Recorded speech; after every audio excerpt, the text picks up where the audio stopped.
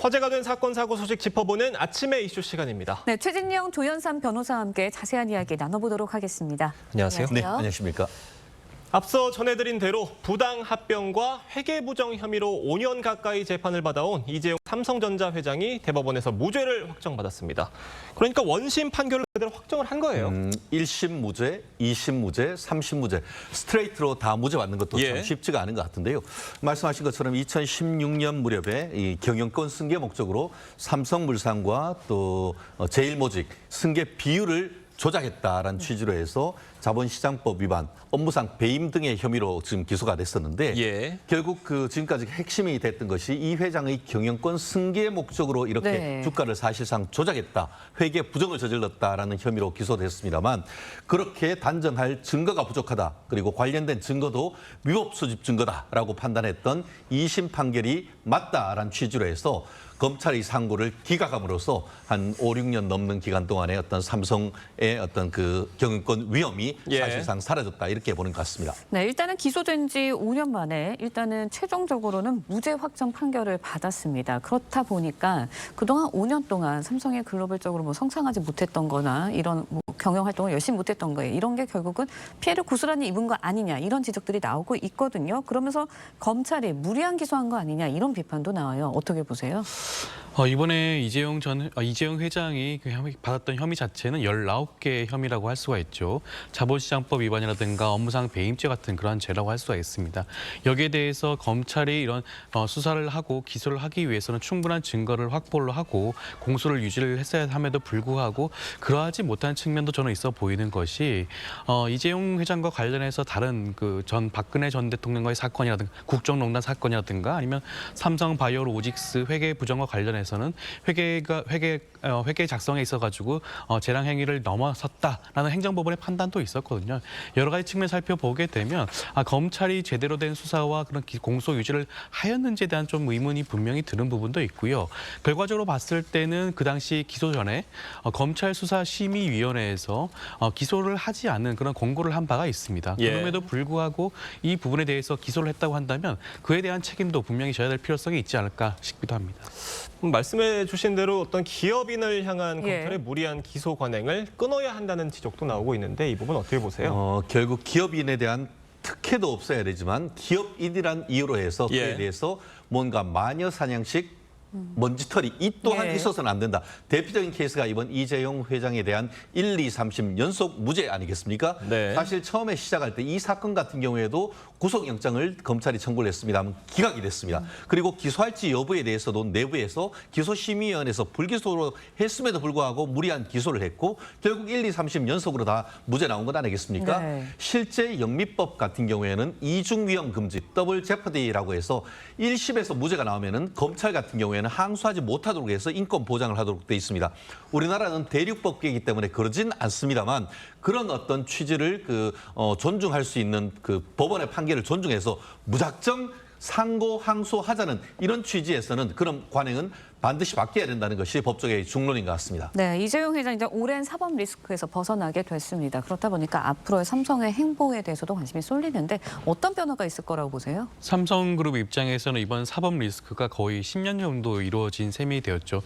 그동안 어떻게 보면 여러 가지 측면을 살펴보게 되면 경영이 악화된 측면도 분명히 있을 수밖에 없을 것으로 보여집니다. 그렇다고 한다면 삼성그룹은 이번 사법 리스크를 털게 됨으로 인해 가지고 경영을 좀 더 안정성을 유지한다든가 아니면 신속한 의사 결정을 이룰 수도 있지 않을까 싶고요. 그동안 하지 못했던 대규모 투자라든가 고용 확대의 측면에서도 한번 살펴볼 수도 있을 것 같습니다. 그리고 이재용 회장의 경우에는 과거부터 지금까지 굉장히 적극적으로 해외 활동을 해왔습니다. 그렇다고 한다면 글로벌 사업 확장의 측면에서 긍정적인 효과가 있을 수 있어 보이기도 하고요. 그리고 국내 산업계 전반적인 측면에서도 투자 심리가 살아나는 그런 효과도 있지 않을까 싶기도 합니다.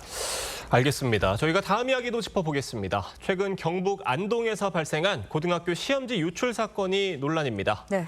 퇴학당한 학생도 시험지 유출 사실을 미리 알고 있었다고 하는데 해당 사실이 이 사건 수사에서 어떤 요소로 좀 작용할 것으로 보세요? 그렇습니다. 어쨌든 인정했다는 것은 자백이 예. 있는 것이고 자백을 한 경우에는 사안의 진상을 쉽게 예. 빠르게 판단할 수 있기 때문에 이른바 제2의 어떻게 뭐 숙명 요구 사건 이것보다도 훨씬 더 빠른 시간 내에 사건의 진실을 밝힐 가능성이 높은데요. 실제 그 한 기관적 교사 그리고 이 학생의 그 부모 그리고 또 행정실 이 세 명이 구속해서 된 그런 상태이다라고 보이는 것 같고요. 지금 딸에 대해서 불러서 조사를 했더니만 이게 처음에 그 시험을 딱 보러 갔는데 엄마한테 받은 시험지하고 똑같아. 그래서 이게 뭐지? 예. 했지만 엄마한테 이게 뭐예요? 했는데 그냥 해라고 해서 결국 뭔가 문제가 있다는 걸 알고도 1학년 때부터 3학년 때까지 이런 일들이 계속 반복됐다는 것을 인정하고 있는 것 같은데요.